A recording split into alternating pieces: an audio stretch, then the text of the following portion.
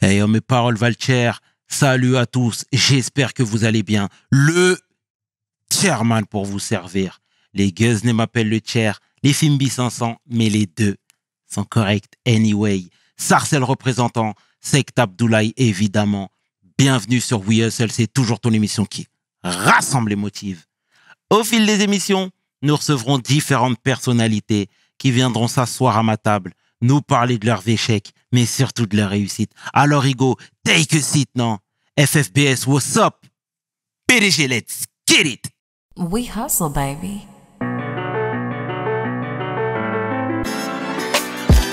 Le chairman. We hustle, baby. Le chairman. We hustle, baby. Le chairman. De retour sur We Hustle et aujourd'hui, je suis vraiment fier d'accueillir my homegirl, une femme forte, une femme de cœur, une philanthrope. J'ai nommé Elisabeth. Take a seat, Hugo. Quelle intro! Aïe, aïe, aïe, c'est la marque de fabrique. Comment tu vas, Elisabeth? Ça va bien et toi? Impeccable. Merci de me recevoir. Non, mais merci d'avoir accepté l'invitation. Il fallait que le monde entier découvre la grande dame que tu es. Et tu sais que je suis quelqu'un d'entier C'est bien. et que je dis les choses comme elles viennent et comme elles sont. Donc, Elisabeth, est-ce que tu peux te présenter, s'il te plaît, pour celles et ceux qui ne te connaissent pas? C'était beaucoup de monde. Bien sûr, ouais. Du coup, Elisabeth, merci le chair de me recevoir. Avec plaisir. Alors, du coup, mon histoire, moi, je suis britannique, grandi à Paris. Donc, complètement bilingue. J'ai appris les deux langues en même temps. Mes parents, ma mère est anglo-irlandaise et mon père était 100% anglais. Et puis voilà. Et j'ai passé la plupart de mon temps, de ma vie en France, après avoir fait quand même une parenthèse de 10 ans en Angleterre, qui est un pays que j'aime énormément aussi. Hein. Je suis très partagée entre ces deux cultures. Et me voilà maintenant de retour en France depuis 10 ans. Déjà, ça passe beaucoup trop vite. Donc voilà à peu près mon parcours rapidement. C'est excellent. Déjà, où est-ce que tu as grandi en France? Où est-ce que j'ai grandi en France? J'ai grandi à Paris. J'ai grandi à Paris, dans le Marais. Chance inouïe, mais à l'époque, je dois dire que c'était pas non plus le Marais que c'est aujourd'hui. Nous, on a grandi avec des junkies à tous les coins de rue.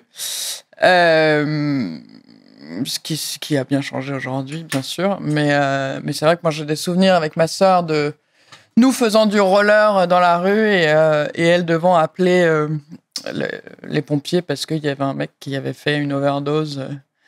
Et on avait, je sais pas, on était petits. J'étais au primaire encore à l'époque. Donc c'est pas le Marais que c'est aujourd'hui. Après, je vais pas me voiler la face. Hein. J'ai eu une enfance très privilégiée. J'ai beaucoup de chance. Et après le primaire, je suis partie en pension à Tours, dans l'Indre-et-Loire, pendant 4 ans. Et puis de retour à Paris pour le lycée. Puis ensuite, je suis partie faire mes études en Angleterre et m'installer à Londres derrière. Plutôt bon élève. Cancre. Non. Un petit peu cancre. Mais oui, non, ça va. Je me suis débrouillée. J'ai quand même fait 4 ans de lycée parce que j'aimais bien la seconde. Tu vois. Ah, oh. Elisabeth, alors, moi, je veux que tu me parles de ta jeunesse un petit peu. Quel genre d'enfant t'étais? Est-ce que tu t'as donné à beaucoup de pratiques sportives, par exemple? Écoute, quel genre d'enfant est-ce que j'étais? Je pense que j'étais... je te dis cancre, mais cancre à l'arrière du bus. Hein. Je ne suis pas non plus cancre à faire d'énormes bêtises. Mais en soi, moi, je suis la plus jeune de 3 filles. Et ma sœur aînée est née en France et a eu un petit problème à la naissance, avec un manque d'oxygène à la naissance, et du coup, elle est handicapée mentale. Elle a un retard mental qui a été confirmé à la naissance de ma deuxième grande sœur, donc vers ses 3-4 ans. Et je pense que ça nous a... Enfin, moi je n'ai jamais connu la vie sans le handicap, puisque c'est notre sœur aînée. Enfin, d'ailleurs, nous n'avons jamais connu, notre sœur et moi. Donc Jane, l'aînée, et Sarah, la deuxième, et moi aujourd'hui. Et je pense que ça nous a un peu... Enfin, bizarrement, ça nous a un peu responsabilisés, un peu jeunes, et puis les parents nous ont responsabilisés assez jeunes, parce que forcément, ça prend de la place. Elle a vécu à la maison jusqu'à ses 19 ans. Et en fait, elle est partie vivre dans un centre, dans un foyer, en même temps que nous, on partait en pension. Donc, en fait, c'était un peu... Il y a des parallèles qui se font entre nous. Et puis, comme ça, elle avait la même chose que nous. C'est-à-dire qu'elle avait la maison et chez elle. Et nous, on avait la maison et l'internat. Donc voilà. Et après l'internat, tu sais, ça te serre un peu les vis. Donc, Elisabeth, toi, tu avais l'habitude de voyager aussi étant plus jeune. Je sais que tu es férue de voyage, etc., mais les gens ne le savent pas forcément. Non, c'est vrai. Déjà, on voyageait beaucoup entre les deux pays, parce que toute ma famille était en Angleterre, quasiment. Mes grands-parents... je suis née avec 3 grands-parents. Mon grand-père paternel est malheureusement décédé avant ma naissance, avant la naissance de mes 2 sœurs, d'ailleurs. Et mais mes grands-parents maternels et ma grand-mère paternelle étaient déjà en Angleterre. Quasiment tous mes oncles et tantes étaient en Angleterre. Donc oui, on faisait beaucoup d'allers-retours. Et pour nous, c'était trop sympa parce qu'on prenait le ferry, on y allait en voiture, on prenait le ferry, c'était un peu l'aventure. Et je pense que le fait de grandir dans ces 2 cultures, ça m'a un peu donné cette ouverture d'esprit qui m'a rendue un peu curieuse. Et c'est vrai que, comme tu l'as dit, j'ai beaucoup aimé voyager, j'ai adoré... Puis j'adorais prendre l'avion avant. Aujourd'hui, je ne l'ai pas repris depuis mon accident. C'est quelque chose sur lequel il faut que je travaille. Mais les turbulences, ça m'éclatait. Je sais que ça paraît très bizarre. J'ai plein de copains qui sont terrorisés de l'avion et qui ont très très peur des turbulences. Aujourd'hui, je le comprends parce que j'ai aucune envie de mettre un pied dans l'avion. J'ai une espèce de phobie qui ne s'explique pas, d'où la phobie. Mais j'ai décidé quand j'ai commencé à travailler, de faire au moins un voyage par an. Donc j'ai pu, et puis en plus de ça, j'ai une sœur qui a beaucoup bougé, donc j'ai été la voir au Kazakhstan. Je pense que c'est le voyage un peu le plus insolite que j'ai fait. Mais j'ai été en Iran, j'ai été aux États-Unis, j'ai été au Canada, j'ai été à Cuba, j'ai été au Mexique. J'ai été en Jordanie plusieurs fois. Ma sœur a habité assez longtemps là-bas. Et effectivement, mon dernier voyage étant Oman, qui ne s'est pas du tout passé comme c'était prévu. Je devais y aller pour une semaine de vacances chez des parents de copains qui habitaient là-bas depuis 5 ans. Et ça faisait 5 ans qu'on se disait on va y aller. Puis là, ils nous ont dit on rentre définitivement au mois de février. Donc on s'est dit allons-y pour le nouvel an. Tu sais, les gens ne le voient peut-être pas à l'écran, mais tu es en chaise roulante. Donc, c'est une transition toute trouvée avec ton dernier voyage hors du pays. Moi, je veux que tu nous racontes, s'il te plaît, cette tragédie. Qu'est-ce qui s'est passé? Ce moment qui a changé ta vie. Tout à fait. Qu'est-ce qui s'est passé? Il s'est passé, je partais... Donc, comme je le disais, j'allais passer une semaine, la semaine du Nouvel An 2019-2020, chez ses amis à Oman, à côté de Mascate, dans un petit village de pêcheurs. Et puis, donc je suis arrivée le 30 décembre, directement de Jordanie, comme j'étais à moitié sur Enfin, j'avais déjà fait la moitié du trajet. Et on a fait un super dîner, c'était trop sympa, des copains d'enfance, donc les parents, plus 3 de leurs 4 filles. La deuxième fille est ma contemporaine, mais comme elle venait d'avoir un enfant, elle est restée à Londres. Et les 3 autres avec leur mari. Et une autre copine d'enfance qui était venue aussi nous rejoindre. Gros dîner le 30 au soir, c'était hyper sympa. Et puis, quel bonheur de se lever le 31 décembre, il fait beau, il fait chaud, t'as envie d'aller te baigner, t'es sur la plage. Donc, nous voilà partis explorer la baie d'à côté, qui est un endroit absolument magnifique et accessible que par l'eau, donc que par voie maritime.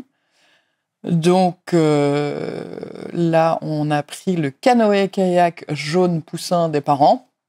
Et comme on était plusieurs, eh bien, nous avons pris un matelas gonflable qu'on a traîné derrière le canoë. Donc à l'aller, moi, j'ai pagayé avec la plus petite des sœurs, la plus jeune des sœurs. On a pagayé en tirant les deux autres sur le matelas. On a passé un super moment. Enfin, c'était vraiment hyper sympa. Et les deux il y avait deux des beaux-frères qui étaient là et qui, eux, il y en avait un qui s'entraînait pour un Ironman et l'autre pour une traversée de la Manche à la nage. Donc eux, ils ont tout fait à la nage, à côté de nous. Et puis, on est arrivé sur cette plage absolument mais idyllique. C'était entouré de rochers, vraiment, le cadre était absolument sublime. Et les parents nous ont rejoints en bateau à moteur. Et puis bon, après, on s'est dit, on va quand même aller rentrer déjeuner à la maison. Donc les parents repartent. Et puis nous voilà repartis. Et comme on avait pagayé à l'aller, c'était au tour des autres de pagayer au retour. Donc là, je me suis installée sur le matelas avec la plus jeune des sœurs à côté de moi, les deux autres sœurs qui pagayaient, puis le mari de l'une d'entre elles a décidé de se mettre avec nous. Donc on était 3 sur le matelas. Et puis, le trajet se passe relativement bien. On raconte des blagues, on fait n'importe quoi. Enfin, on passe un super moment. On est en vacances, il fait beau. On est le 31 décembre, je le répète, parce que normalement, on a l'habitude du 31 décembre où il fait froid. Et on arrive de retour dans la baie des parents. Donc, la maison des parents donnait sur la plage et ils nous ont aperçus par la fenêtre. Et donc là, ils ont commencé à préparer le déjeuner. Et il s'avérait qu'il y avait une tortue qui vivait dans la baie qui s'appelait Georges. Et donc, à un moment, on nous a dit « Ah, regarde, il y a Georges la tortue ». Donc, tous nos regards des 5 se dévient sur la droite pour regarder Georges la tortue que je n'ai absolument pas aperçue, donc je ne sais même pas si elle était là. Et au moment où notre regard revient vers nous, en face, là, on voit la coque d'un bateau, c'est-à-dire que le bateau allait tellement vite que tu n'apercevais que le dessous du bateau, qui ne nous a pas vus, et t'as un quart de seconde pour réfléchir à « Waouh, il va se passer un truc, qu'est-ce que je fais ?» Donc, mon instinct m'a dit « Plonge ». Moi, j'étais sur le bord extérieur du matelas gonflable, donc j'ai plongé, mais pas assez profond, et sous l'eau, j'ai senti l'impact, le bateau m'est passé dessus, sur mon dos, et instinctivement, je savais directement que j'avais perdu l'usage de mes jambes. Mes jambes, ça ne t'est jamais arrivé, tu peux pas le comprendre, mais tu le sais. Tu le sais, mes jambes sont parties directement en picotement. Je sais pas comment l'expliquer autre que comme avoir des fourmis, tu vois. C'est un peu ça, et puis tu te dis, ok, j'ai plus ça. Bon. Donc là, tout se passe là, sous l'eau. Mais bon, je pense que l'impact de la coque du bateau m'a permis d'éviter les hélices, puisque c'est un bateau à moteur. Et au moment où je remonte à la surface, c'est évidemment panique dans l'eau, puisque la plus jeune sœur qui était allongée à côté de moi sur le matelas, et donc il y avait son mari, elle et moi. Donc lui, il a fait la même chose que moi, mais de l'autre côté, il avait la chance d'être du bon côté, et elle n'a pas eu le temps de réagir. Et au moment où je suis remontée à la surface, elle était la tête dans l'eau, le sang coulait de sa tête, on ne savait pas ce qui se passait, donc c'était évidemment la panique. Et puis le bateau qui nous est rentré dedans, je pense, s'est rendu compte d'un truc, donc s'est arrêté. Et les sœurs sont venues vers moi, m'ont dit « Ça va, oui, t'inquiète, occupez-vous d'elle ». Parce que vraiment, c'était une scène de chaos, tout simplement. Et puis on est tous dans l'eau et on n'a pas pied, on est à 100 mètres, 120, 150 mètres de la plage, je sais pas. Après, c'est un pays où il n'y a pas de réglementation maritime, il n'y a pas de zone de mouillage, il n'y a pas de permis bateau, il n'y a pas de toutes ces choses qui permettent aujourd'hui en Europe de protéger les personnes qui se baignent, entre guillemets. Donc, ils arrivent à sortir la petite sœur de l'eau.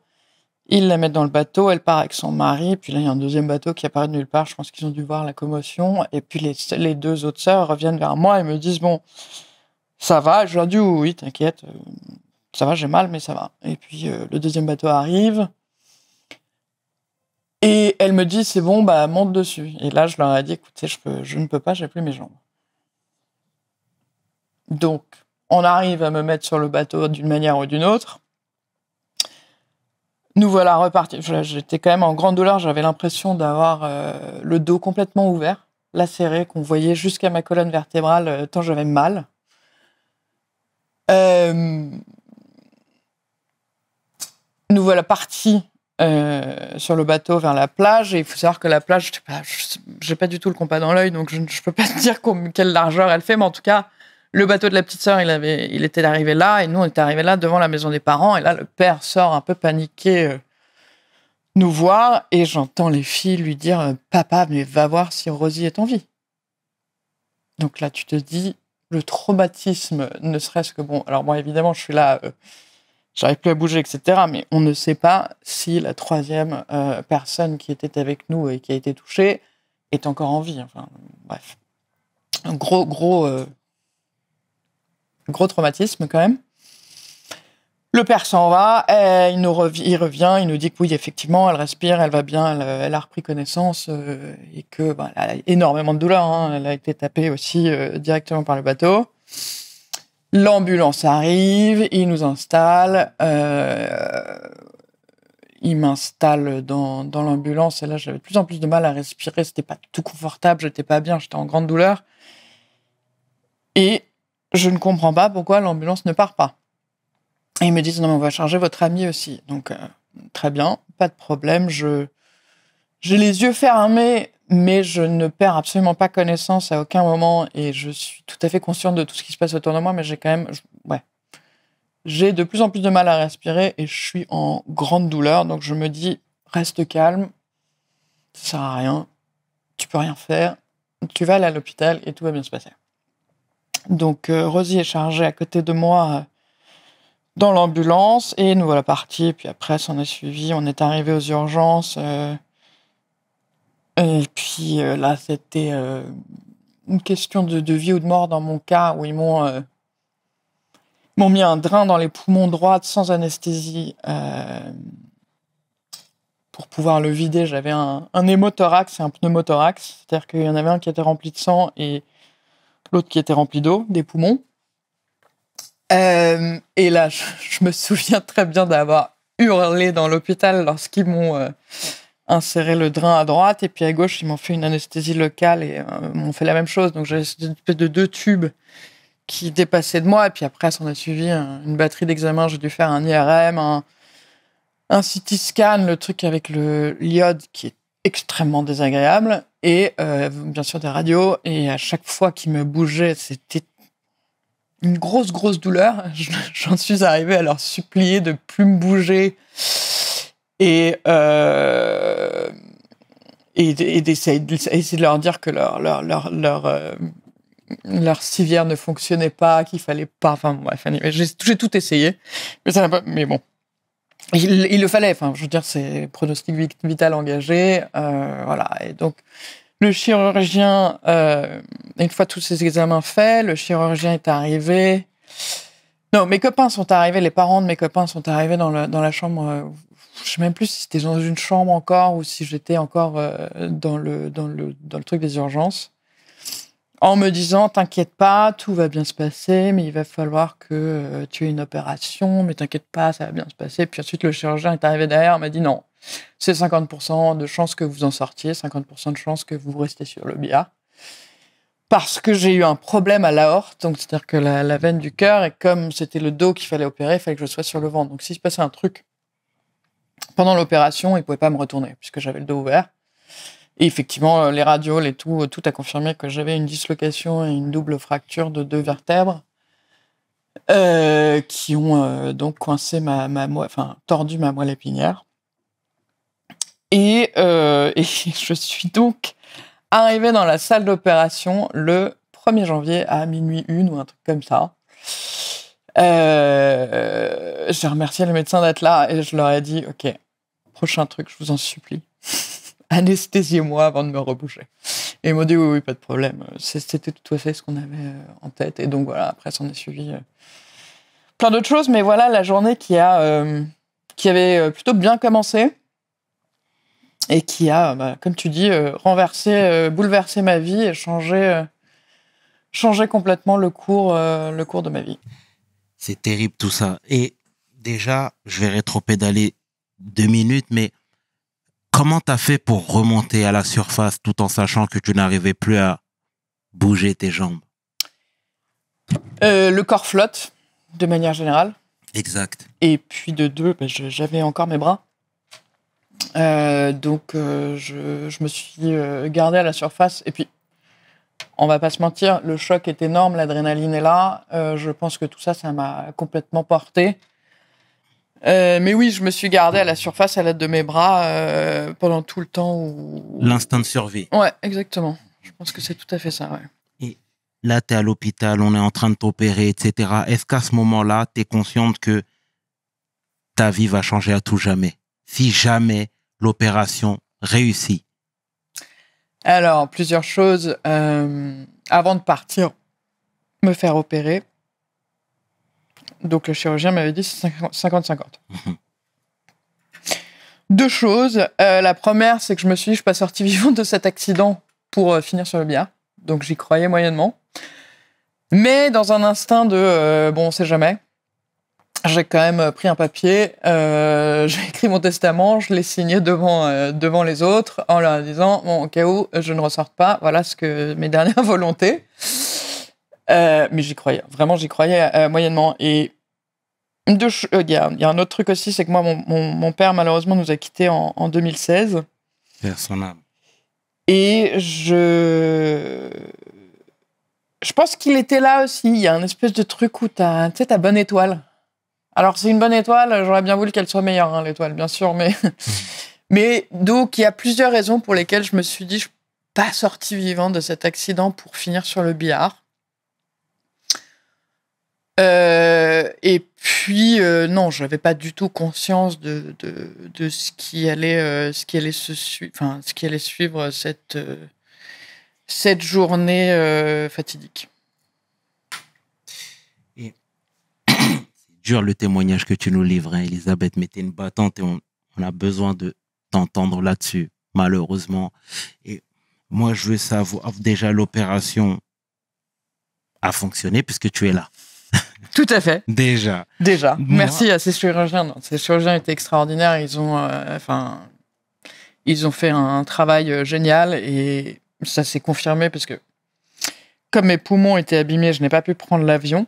Donc, je suis toujours à Oman et j'ai dû y rester 1 mois avant de pouvoir prendre l'avion pour être rapatriée. Et les chirurgiens sont passés me voir le lendemain matin de l'opération. Donc, je suis sortie vers 3h30, 3h30 du matin de la salle d'opération. J'étais tellement stone et loin de grâce à tous les médocs et l'anesthésie, etc. Je leur ai tous fait des high five. Et apparemment, j'ai un vague souvenir, mais j'étais transportée sur le brancard et j'entendais mes copains au loin et je leur balançais des bisous comme ça. Avant d'être emmenée en soins intensifs. Et puis là la semaine de soins intensifs, c'était... J'en rigole aujourd'hui, mais je déclenchais le truc de l'oxygène toutes les 2 secondes, parce que là, aujourd'hui, je parle avec... de manière, entre guillemets, normale, mais comme je te dis, j'ai eu les 2 poumons drainés, donc en fait, quand ils m'ont drainé les poumons aux urgences, j'avais vraiment l'impression d'avoir une enclume sur le thorax qui s'enfonçait petit à petit, j'avais vraiment de plus en plus de mal à respirer, et quand ils m'ont mis le drain à droite sans anesthésie, alors oui, ça m'a fait extrêmement mal, mais d'un coup, c'était, ça y est, ok, l'enclume, elle est plus là. Mais mes poumons étaient quand même très très abîmés, donc j'ai dû être très surveillée en oxygène. J'avais les tubes d'oxygène, j'avais un nombre de robinets. Je dis en rigolant que j'avais un open bar sur le bras gauche, mais j'avais un nombre de tubes, de robinets. Je devais avoir bref, beaucoup de beaucoup de tuyaux, beaucoup d'antidouleurs, beaucoup de médicaments en intraveineuse. Et puis mon corps entier était une douleur. Donc, c'est-à-dire que, étant donné que je ne pouvais pas bouger, les infirmiers étaient obligés de venir me bouger toutes les 4 heures pour éviter les escarres. Et ça, c'était le drame. À chaque fois qu'ils venaient, j'essayais de les supplier de pas me toucher, de pas me bouger, de pas me machin. Et en fait, je me suis rendu compte, après coup, heureusement d'ailleurs, au moment où ils sont venus à m'enlever les drains 1 semaine après, que les drains étaient cousus à ma peau. Et c'est-à-dire qu'à chaque fois que je bougeais, c'était... Ouais, exactement. À chaque fois que je bougeais, quel que soit le côté, et le côté droit particulièrement, puisque quand ils me l'ont installé, j'étais sans anesthésie et c'était à vif. À chaque fois qu'ils me bougeaient, les drains bougeaient, donc... Voilà, je te passe les détails. Mais donc... Oui, s'en est suivi 1 semaine de soins intensifs où j'étais branchée à toutes sortes de machines et je déclenchais l'alarme particulièrement de la machine à oxygène de manière assez régulière. Et je n'arrivais pas à parler bien. Je parlais vraiment assez lentement. J'avais besoin de respirer. Il devait m'interrompre en me disant respire, respire. Rigoler, ça me faisait mal. J'avais les 5 dernières côtes du côté droit complètement défoncées. Enfin, bref. C'est terrible, c'est terrible. Ça fait mal au cœur. Franchement, j'imagine la scène, c'est terrible, Elisabeth. Et je veux savoir déjà, avant de poursuivre sur l'aspect familial et la réaction de la famille, etc., est-ce que la personne qui vous a renversé, je ne sais pas c'est quoi le terme le plus propice pour ce genre d'accident, mais est-ce que cette personne-là a été traduite en justice? Alors oui. Ça, c'est des choses que j'ai... De toute façon, le soir même, la police était avec nous à l'hôpital. Moi, je les ai pas vus parce que bon, j'étais pas en état de faire quoi que ce soit, mais je les ai vus le lendemain. Il y a le procureur qui est venu. Après, c'est Oman, c'est un pays musulman qui a la charia en loi. Que c'est pas, enfin, de toute façon, la loi de manière générale, c'est pas non plus mon domaine de prédilection. Mais oui, la personne qui conduisait le bateau a été arrêtée, a été mise en prison tout de suite, puisque les choses se font comme ça là-bas. Et les trois autres personnes, donc les 2 sœurs plus le mari qui n'étaient pas touchés physiquement, ont dû aller repartir avec la police, faire la scène le soir même. Donc pas facile. Alors tout ça, je l'ai appris le lendemain, moi perso, parce que je n'étais pas en état d'apprendre tout ça, mais oui, il a été mis en prison tout de suite. Ta famille, cette fois-ci, comment elle a réagi? Donc, il faut savoir que je suis avec des copains d'enfance, certes, que je connais depuis que je suis née, mais en effet, ma famille n'est pas là. Comme je disais tout à l'heure, j'arrivais de Jordanie puisque j'avais passé 1 semaine de vacances chez ma sœur. Et là, donc, on a 3 personnes qui font... Ouais, non, 4. C'était 4 à ne... Non, il y avait les 2 maris, les 2 sœurs et une amie d'enfance, plus les 2 parents, qui étaient en train de passer de Rosie à moi, de moi à Rosie, et faire l'intendance entre les deux, et puis essayer de faire ce qu'ils pouvaient. Et donc, il fallait qu'eux préviennent ma famille. Et donc, ils ont appelé ma sœur, puisqu'elle était la plus proche géographiquement parlant, ma mère étant en France ou en Angleterre, je ne sais plus, enfin, entre l'un des deux, mais la Jordanie, c'est quand même beaucoup plus près. Donc, ils appellent ma sœur, qui a lâché son mari et ses enfants et a pris le premier avion et était avec moi le lendemain matin, le 1er janvier. Je crois qu'elle arrive à 7h du matin. Et j'étais bien contente de l'avoir à mes côtés, je dois dire. Et puis après, on a prévenu ma mère, ça a été évidemment un gros choc pour elle, parce que, ne l'oublions pas, ma sœur aînée est handicapée mentale, et là, on parle de 2 de ses filles qui sont touchées par le handicap, très différents l'un de l'autre, mais quand même, ça reste... Je pense que quand on apprend que son enfant a subi quelque chose comme ça doit pas être très agréable. Et surtout quand on est loin. Donc j'avais ma sœur qui était arrivée à mes côtés le plus rapidement possible et qui est restée jusqu'à ce que je sorte de soins intensifs, parce que bon, elle a quand même une famille, un job, un mari, et puis les enfants étaient tout petits à l'époque. T'es resté combien de temps à Oman? Du coup, après Je suis l'accident. restée un mois quasiment. Donc l'accident a eu lieu le 31 décembre, je suis passée le 1er janvier, je suis rentrée, j'étais rapatriée en France le 26 ou 27 janvier, je sais plus. Par là, 26, peut-être je suis partie le 26, je suis arrivée le 27. En avion ambulance. Donc j'ai voyagé en brancard, allongé, parce que je ne pouvais pas être dans une autre position qu'allongée. Faut pas oublier que mon dos avait été opéré, j'avais encore les côtes du côté. Enfin bref, mon corps était encore une énorme douleur. Donc j'ai voyagé en brancard, un voyage de 12 heures où on a dû faire 3 arrêts. Et puis arrivé à Paris, et puis c'était un truc, je savais pas, je partais pas, c'était des questions d'assurance, il fallait trouver les bons médecins, les machins, bon bref. Et puis j'ai prévenu personne, oui, parce que, donc, étant donné que j'étais loin, ça a été un peu les retours que j'ai eus, enfin, les nouvelles sont passées assez vite, hein. Et du coup, j'ai eu plein de messages de ah là là, tu t'es pris un jet ski, tu t'es fait éjecter d'un bateau. Enfin, les messages sont passés, mais ont été un peu déformés le long du voyage. Alors, je sais pas qui, enfin bon, bref. Et donc, pour tenir les gens au courant, j'ai créé un groupe WhatsApp avec tous mes copains. Je leur donnais des nouvelles dès que je pouvais. Dès que je faisais un petit progrès, je partageais ça avec eux. Et puis, en fait, ça a duré assez longtemps.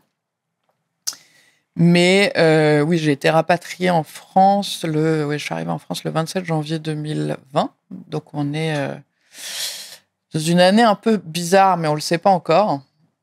Parce qu'évidemment, c'est l'année du Covid. Et là-dessus, je suis arrivée à l'hôpital à Pompidou, à Paris, qui est une espèce d'usine. C'est un truc gigantesque. On a mis 45 minutes dans les couloirs à, je sais pas, à 2 heures du mat' à trouver le bon service qui m'attendait. Et je suis restée à Pompidou 2 semaines et après je suis partie en centre de rééducation où je suis restée 1 an et demi.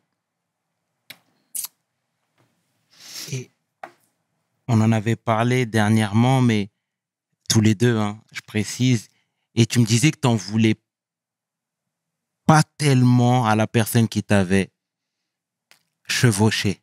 Tu vois, j'arrive même pas à trouver le terme déjà. Non, je Tu comprends. vois, j'ai peur d'être irrespectueux. Donc, non. Non, en effet. comment t'expliques où est-ce que t'as et comment t'arrives à... Un accident, c'est un accident. C'est pas. Enfin, je veux dire, il l'a pas fait exprès, évidemment. C'est pas. Ouais, un accident, c'est un accident. Et c'est jamais voulu. Alors, oui, effectivement, il aurait pu regarder, il aurait pas dû aller aussi vite. Bon, après. Voilà, effectivement, avant mon retour en France, donc les parents, mes amis venaient me voir tous les jours, et puis on avait déjà des avocats. Enfin bon, ça a été assez. La justice a été saisie entre guillemets, et la question étant, est-ce qu'on le libère ou est-ce qu'on le libère pas? Oui, on le libère. Enfin, je veux dire, moi, j'ai pas envie qu'il croupisse de la fin de ses jours en prison parce que. Je sais pas, bref, en gros, il y a eu une conversation à son sujet et la liberté conditionnelle, je sais même pas comment ça s'appelle. Encore une fois, je te dis, la loi, c'est pas mon terrain de jeu, mais oui, il a été libéré avant que je ne quitte Oman. Et je dois dire que pour lui, à mon avis, c'était pas plus mal, puisque 1 mois plus tard, tout fermait. Et le Covid, le confinement, tout a été... même notre procédure, elle est encore en cours, si tu veux. On est à quasiment plus 5 ans. Tu arrives en France, tu es dans une situation qui n'est pas facile pour toi, etc. Moi, je veux que tu me parles maintenant des changements dans ta vie perso. Donc oui, je rentre en France. Moi, je suis en plein travaux dans un appartement qui est au 3e étage sans ascenseur. Je mets du temps à réaliser que je n'y remettrai pas tout de suite les pieds. Donc là, tu te dis, OK, donc tu peux plus habiter chez toi. Tu as une voiture, mais tu peux plus la conduire. J'avais un scooter, mais le scooter, tu l'oublies. Et en gros, tu dois en fait réapprendre la vie. Tu dois réapprendre déjà, quand j'étais encore à Oman, on commençait un peu la rééducation, mais très très peu, parce que, comme je te dis, mon corps était encore très très douloureux, mais ne serait-ce que de me mettre assise sur le bord du lit avec les pieds qui pendaient, c'était un exploit. Donc en fait, tout petit à petit, tu dois réapprendre la vie. Donc après, la première fois que j'ai été mise dans un siège roulant, en fait, non, j'étais encore en soins intensifs ou tout juste sortie de soins intensifs. Donc à Oman, j'étais dans 2 hôpitaux, pardon. Le premier où je me suis fait opérer et où ils m'ont gardé une dizaine de jours et après ils m'ont dit c'est bon, vous pouvez rentrer chez vous. Drôle de concept quand t'es à l'autre bout du monde et que tu viens de te faire opérer et que tu peux plus marcher et que bref, donc j'ai été, je pensais jamais dire ça un jour, mais je leur ai dit je vous en supplie gardez-moi. Enfin, vous pouvez pas me libérer. me laissez pas dans la nature. Et puis bon, j'ai été transférée dans un 2e hôpital où là c'était un peu le sas d'attente, la salle d'attente avant de pouvoir rentrer en France et d'attaquer les choses vraiment. Mais dans ce 2e hôpital, j'ai quand même fait un peu de rééducation, sans encore comprendre vraiment tout ce qui allait me tomber dessus. Et puis, le chirurgien qui m'avait opéré, le lendemain de l'opération, donc le 1er janvier, il est venu me voir et m'a dit, écoutez, votre moelle épinière, elle n'est pas sectionnée, elle a été tordue. Il y a des chances que vous remarchiez. Bon, tu t'accroches à ça. Donc voilà. Donc en fait, ta vie, elle bascule du tout au tout. Et là, il faut que tu changes d'appartement, que tu changes tu changes de vie. Tu dois tout réapprendre. Et puis, ne serait-ce que, alors même les premières fois au fauteuil roulant, c'est un exploit, c'est génial, ça te permet de te déplacer. Mais me pencher en avant pour ramasser un truc qui est par terre, mais l'angoisse totale. Je déteste cet espace avant. J'ai la phobie, j'avais vraiment très très peur de me casser la figure, de plus pouvoir remonter sur mon fauteuil, des peurs qui sont inexplicables et qui sont, je pense, tout à fait normales. Et puis après, s'ensuit, donc comme je te dis, j'étais 1 an et demi en rééducation. Il y a des jours où ça va et puis il y a des jours où ça va pas du tout et que tu as envie de tout envoyer bouler, tu as envie de te dire mais pourquoi je suis sortie vivante de cet accident ? Pourquoi ? Je comprends pas, là, c'est bon. J'admire ta résilience, Elisabeth, hein, sincèrement. Mais t'as pas le choix. Ah, franchement, t'es une femme forte. Et merci pour tout ce que tu nous envoies parce que c'est une leçon d'humilité et je suis admiratif. Et tu me connais. Hein. Donc, ta vie change, tu passes du tout au tout. Moi, je veux savoir comment la société accompagne les personnes en situation de handicap. C'est une excellente question. Alors, je pense que mieux vaut être en fauteuil aujourd'hui qu'à 50 ans. Parce que la société a énormément fait de progrès. Il y a plein de choses qui se passent, qui se sont passées. Alors après, je ne vais pas te dire que c'est parfait. Il y a encore plein de choses qui restent à faire et il y a des pays qui sont plus inclusifs que d'autres. Après, typiquement, tu vois, tu prends les États-Unis, tout est grand, tout est XXL. Ils sont très dans l'inclusion, il faut que tout soit fauteuil friendly. Mais en France, typiquement, tu vois, tu prends le métro, tu te rends compte que le métro, mis à part la ligne 14, je te dis à Paris, hein, là où j'habite, en fait, tu l'oublies le métro. Tu l'oublies puisque il n'est pas accessible.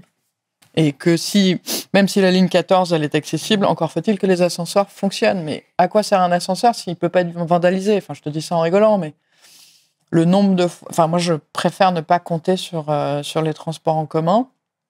Ça, c'est compliqué.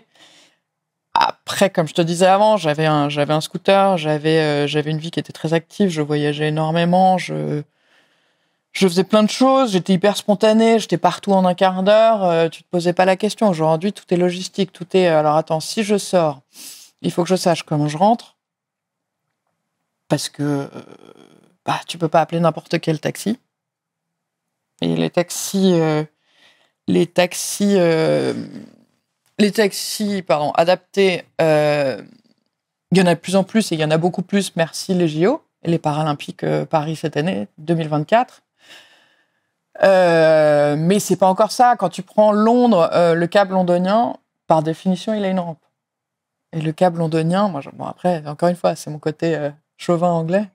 J'adore le câble londonien. Et il y a quelques câbles à Paris qui m'ont permis de me déplacer. Maintenant, c'est compliqué. Et puis après, donc, non seulement tu as le transport, mais ensuite, tu dois savoir, est-ce que dans l'endroit où je vais, y a-t-il des marches ? Est-ce qu'il y a des toilettes adaptées ? Est-ce que ça va être blindé ? Est-ce que je vais pouvoir circuler ? Enfin, tu vois, tout est question de logistique. Et en fait, là, comme je te disais, on est à plus 5 ans. Donc, enfin, quasiment plus 5 ans. Aujourd'hui, j'ai quelques repères, quelques endroits que j'aime bien, que je sais. C'est facile, c'est accessible, il y a tout ce qu'il me faut, j'ai tout ce dont j'ai besoin. Mais entre-temps, en 5 ans, il s'est passé pas mal de choses. Enfin, tu vois, ne serait-ce qu'au niveau de mes copains qui ont déménagé, qui ont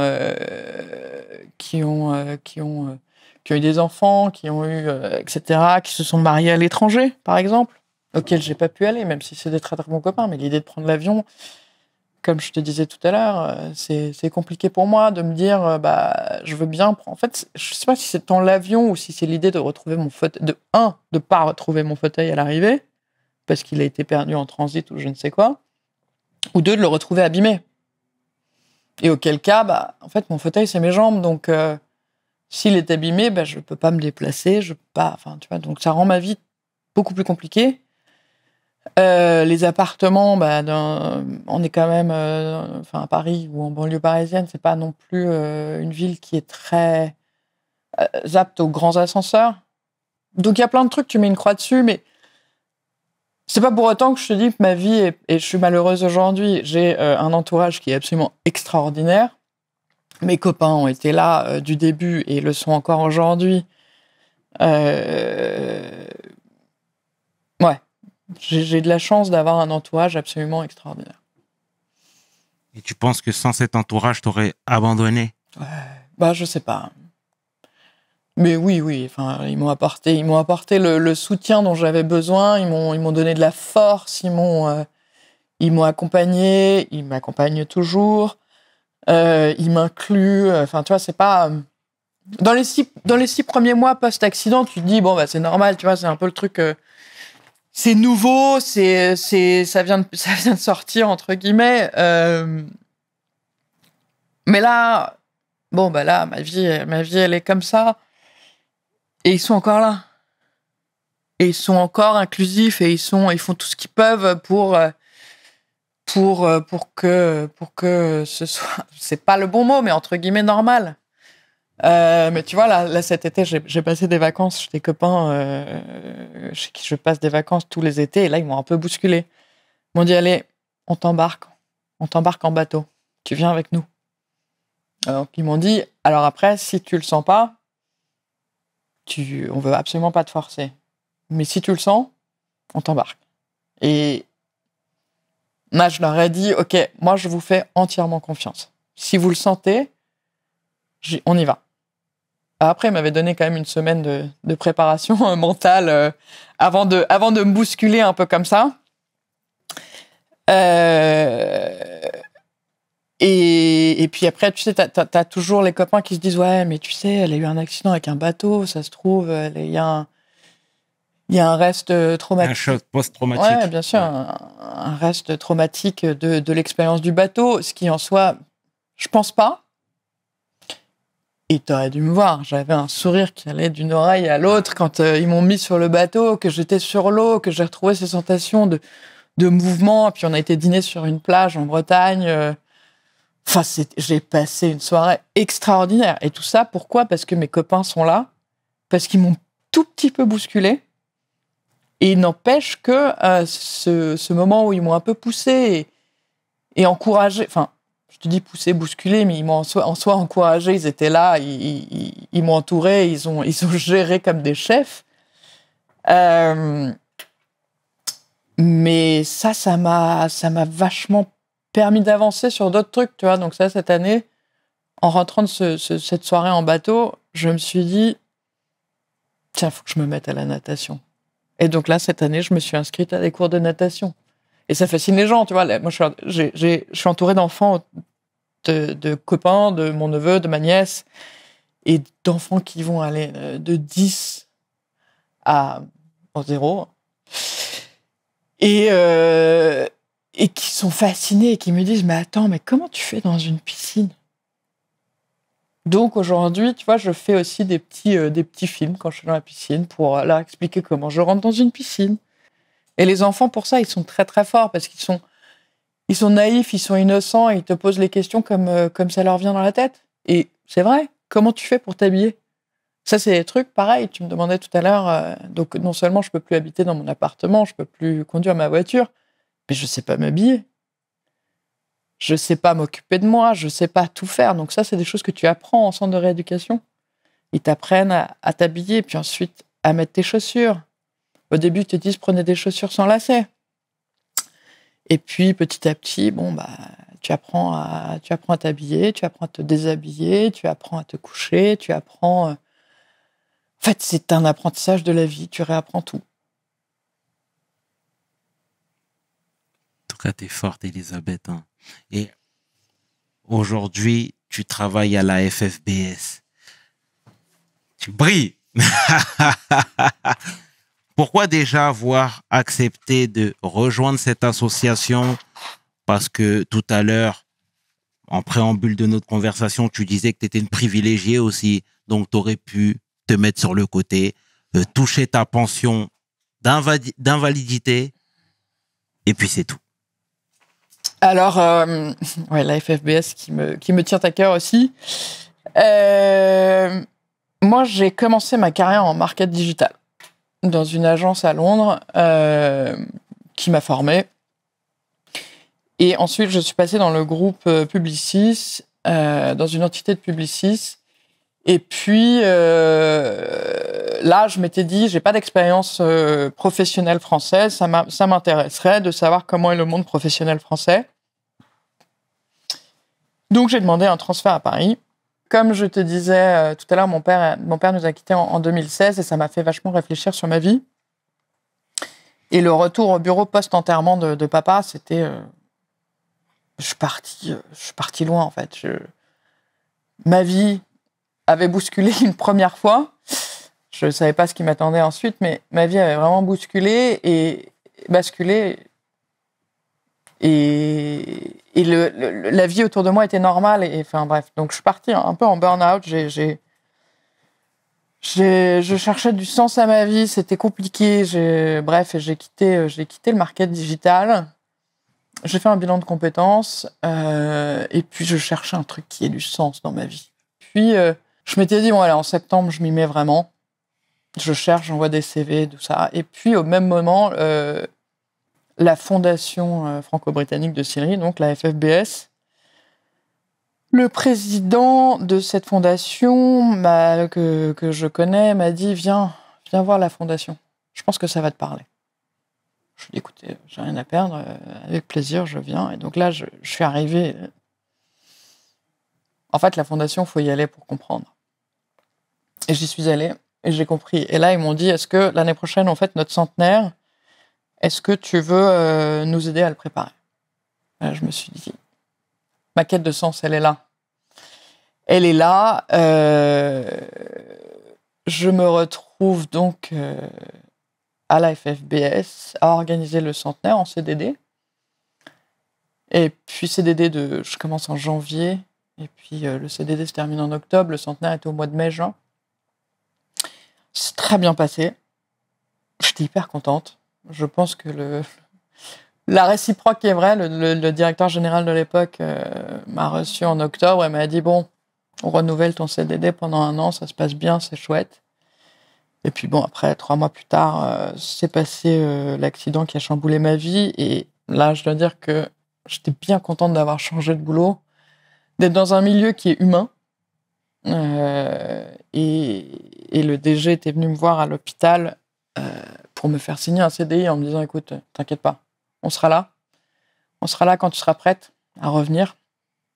Donc, t'en fais pas pour le boulot. concentre-toi sur toi. Et le fait de trouver une entreprise qui te dit ça, Ouais. bon, bah, tu te dis que tu es au bon endroit. Hein. Fallait que je te lance sur tous ces sujets. Je sais bien. Mais la FFBS, grâce à la FFBS, nous avons, nos chemins se sont croisés. Absolument, absolument, ma très chère Elisabeth. Mais en tout cas, sincèrement, tu brilles, hein. Comme j'aime le rappeler, comme je te le dis constamment, parce que tu gardes toujours le positif en tête, tu vois. Et comme je ne cesse de le dire, quand on est dans cet état d'esprit, eh ben, on marche un peu avec des ondes, tu vois ce que je veux dire. Et il y a des choses positives qui généralement se passent. Et c'est ton cas parce que tu rencontres des personnes merveilleuses autour de toi. Depuis tout à l'heure, tu loues ton entourage et tu dis ô combien ils te font du bien. Il y a ta sœur, il y a ta mère qui est dans le coin, etc. Et t'es positive. Et moi, je suis admiratif. Je parle beaucoup, mais c'est comme ça, Elisabeth. Et comment toi, tu vois l'avenir? Parce que on sait très bien que même si ici, d'un point de vue sociétal, hein, il y a une avancée, mais comparé aux voisins britanniques, par exemple, c'est pas encore ça.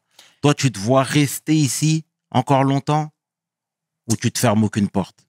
Je pense que je ne me ferme aucune porte. Après, les gens me posent la question, mais du coup, tu te sens quoi? Et ma réponse, c'est déjà, je devrais m'installer dans les îles anglo-normandes parce que... Ouais. Parce que voilà, comme ça, t'es au milieu, entre guillemets. Hein.